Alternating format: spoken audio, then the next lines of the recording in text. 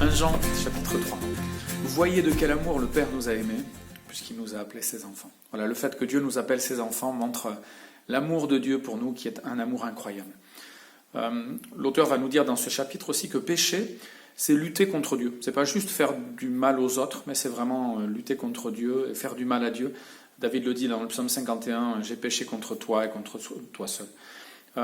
Ceux qui sont enfants de Dieu, va nous dire ce chapitre, ne pêchent pas. En tout cas, ça veut dire ne vivent plus dans le péché, ne pratiquent plus le péché de façon régulière et inconsidérée. Donc, on n'est plus en train de marcher dans le péché, on est en train de marcher dans la lumière. Ça ne veut pas dire qu'on ne pêche plus, absolument plus, mais qu'on n'est plus dans la pratique du péché et dans l'habitude du péché. On est délivré de cette habitude-là. Et puis, aimons-nous vraiment les uns les autres, comme ça nous a été dit souvent, pas comme Caïn, qui a tué son frère et qui est animé, qui s'est laissé gagner par l'esprit du mal. Aimer, c'est faire comme Jésus, qui a donné sa vie.